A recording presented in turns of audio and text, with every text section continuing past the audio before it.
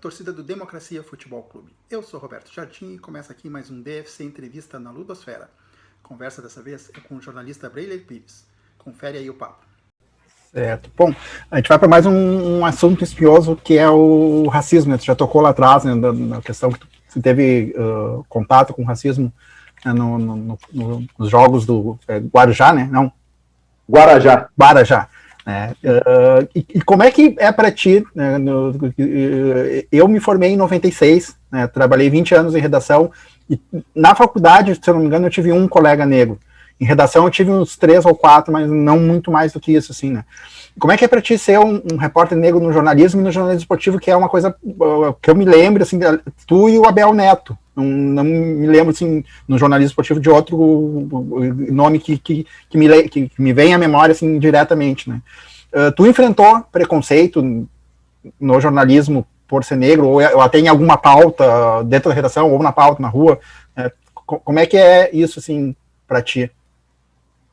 Bom, acho que eu, antes de tudo, preciso me posicionar como um negro privilegiado, porque em alguns contextos, em alguns lugares, eu posso ser visto como branco, embora eu me identifique como negro. Eu tenho características, né, de uma pessoa que pode ser, em determinados contextos, o que a gente chama de passabilidade, né?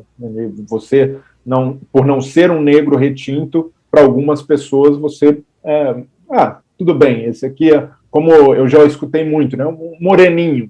Então, isso acaba, num país racista como o nosso, acaba sendo um privilégio, porque em determinados contextos, não que eu queira, mas eu posso me passar por branco pela interpretação das pessoas. Mas, mesmo assim, mesmo sendo uma pessoa mestiça, eu enfrentei restrições, e o cruel do racismo é que a gente nunca sabe, a gente nunca, nem sempre tem manifestações explícitas de racismo. Eu já tive de um colega chegar de frente, em tom de brincadeira, e dizer, você sabe que tá aqui só por cotas, né?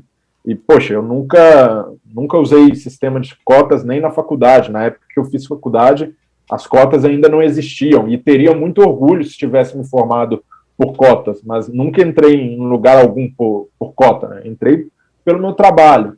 Então, são formas de desmerecimento que se percebe que há um racismo, né? Ou em tom de brincadeira, o que a gente chama de racismo recreativo, ou em tom de intimidação para mostrar, você está aqui, mas saiba qual é o seu lugar. Então, eu enfrentei, ou pelo menos eu tive essa percepção várias vezes, justamente porque, quando eu olho para o lado, não encontro colegas negros. É muito raro conviver e dividir espaço com um colega negro, e mais do que isso, não ter tido nenhum chefe negro.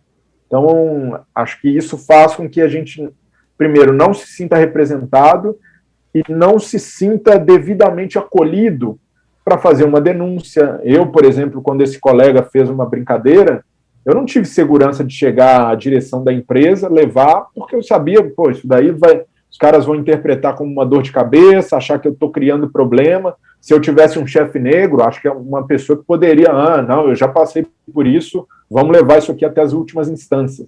Então, acho que faz falta justamente por isso, pelo não acolhimento. Por mais que a gente tenha colegas que tenham posturas antirracistas, que sejam pessoas sensíveis, é muito diferente você estar no mesmo lugar de uma pessoa que sofreu o que é o racismo. Então, eu sofri racismo, mas um colega negro retinto certamente sofreu muito mais.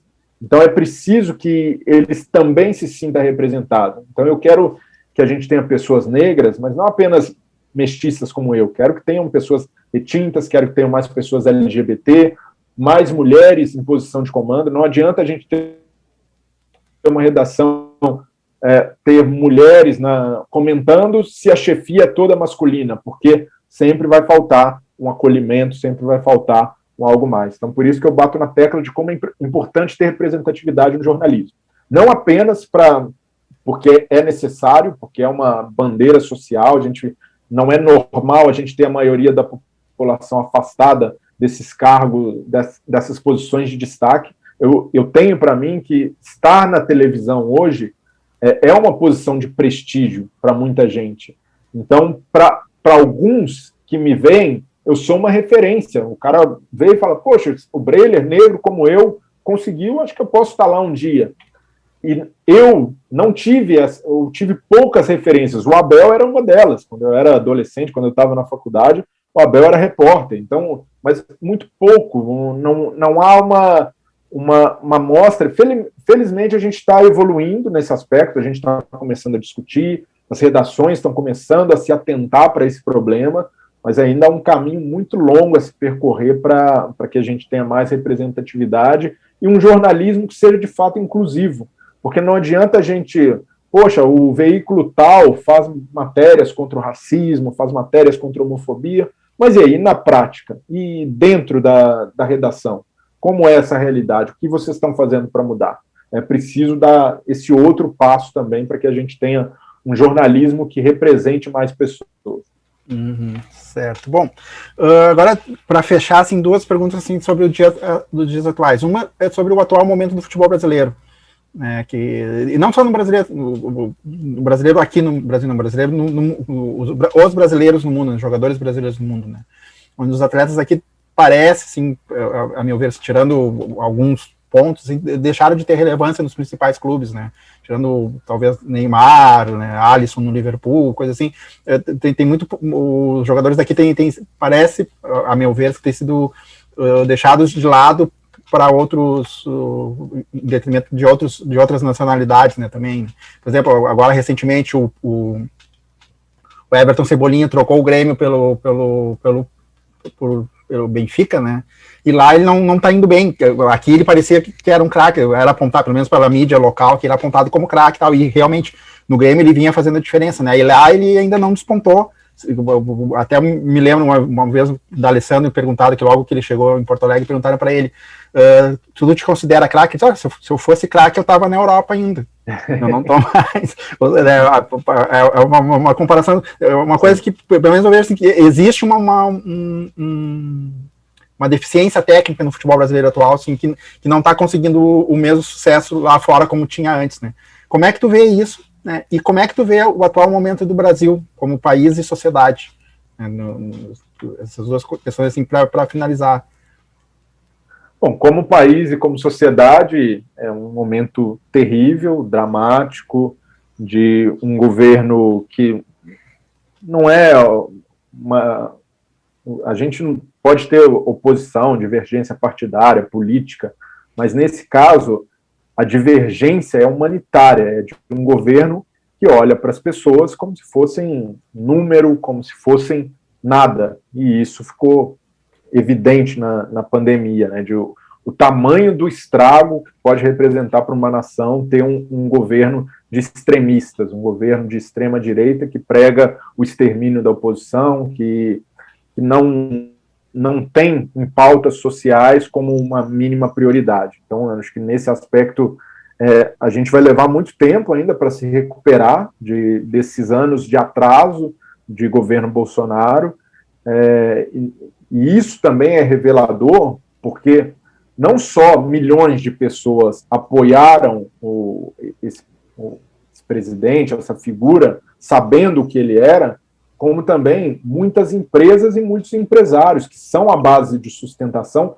e continuam sendo, mesmo numa crise humanitária no Brasil, com uma postura genocida, né, e uma postura genocida de governo, e que as pessoas, as empresas resolveram normalizar por achar que ele representa de alguma maneira os anseios de uma pequena elite. Quando você está matando sua própria população, esse buraco, essa conta vai chegar para a elite. Então é um cálculo burro que mostra também como a gente, eu vejo muito, pelo menos na minha realidade, né, na realidade da periferia de BH, do interior de Minas, muita gente falando sobre pobre de direita, as pessoas que não sabem votar, mas o nosso grande problema é ter uma elite que é obtusa, que não tem visão de país. E aí a gente pode ter uma elite de direita, como é em vários países, mas a gente precisa ter uma elite com princípios básicos, princípios mínimos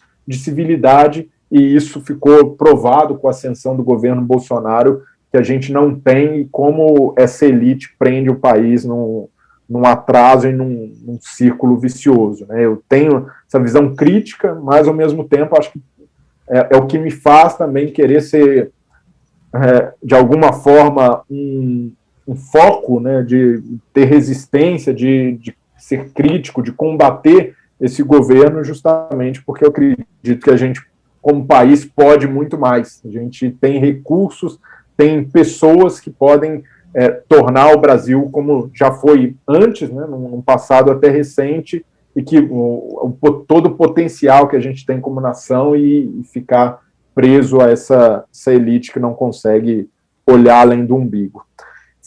Em relação ao futebol, também sou crítico e cético, porque quando a gente olha para o futebol, é essa mesma elite que está com o controle do dinheiro, com o controle dos times com maior poderio financeiro, e aí me causa calafrios, né, quando eu vejo torcedores aplaudindo renda no estádio, né, isso quando a gente podia ter torcida nas arquibancadas, quando a gente vê torcedor de patrocinador, do cara que acha que pelo fato do clube ter um mecenas, isso representa a vanguarda, que isso vai fazer com que o time ganhe mais títulos, e eu lembro sempre, eu fui no estádio de Vallecas, né, do Raio Vallecano, tem uma torcida muito combativa, Bucaneiros, e eles têm uma faixa, né, dizendo pobre do clube que só tem títulos.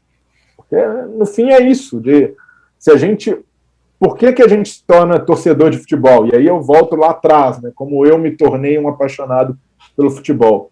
É por tudo que ele representa, e não por vitórias, derrotas. Se eu fosse me pautar por resultado, provavelmente eu não teria sido vascaíno, provavelmente eu não continuasse apaixonado pelo Guarajá, pelo futebol de várzea, porque não é por isso. Um torcedor de verdade, se o time dele cair para a segunda divisão, ele vai ficar chateado, vai ficar triste, mas no dia seguinte vai estar lá apoiando, vai estar assistindo o clube na TV. Então, é isso que move o futebol, não um título, dinheiro, jogador, elenco mais caro. Então, nesse aspecto, eu sou muito crítico do caminho que se tem optado, né, de achar que clube-empresa é a salvação dos clubes brasileiros.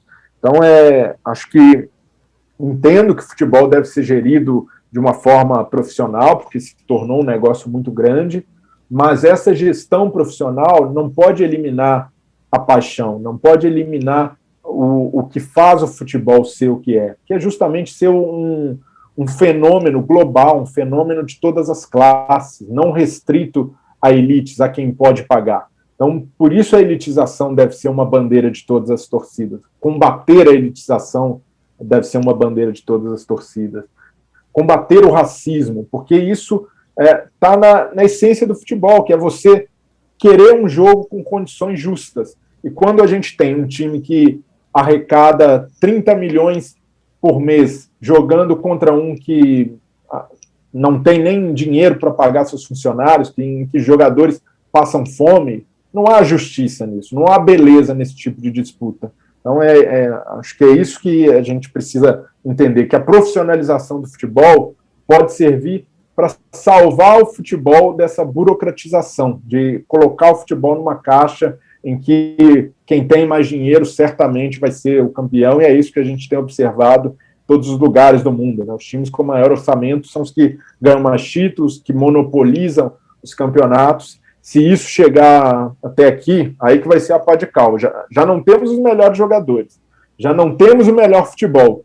Se a gente não tiver uma condição em que vários times tenham chances de ser campeão, acho que a gente perde o mínimo que restou, que é a competitividade tão falada do Campeonato Brasileiro e do nosso futebol. Bom, acho que era isso, assim, meio que começou falando da Superliga e termina falando de uma questão parecida, né?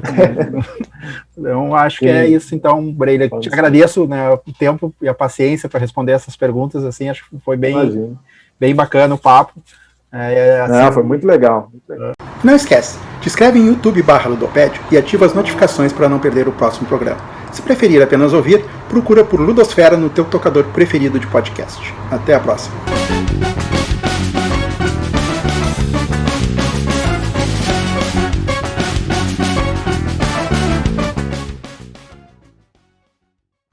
Esse é um podcast independente que faz parte da Ludosfera, a rede de conteúdo sobre futebol do site Ludopédio. Siga os nossos canais digitais e apoie nosso financiamento coletivo. ludopedfc.com.br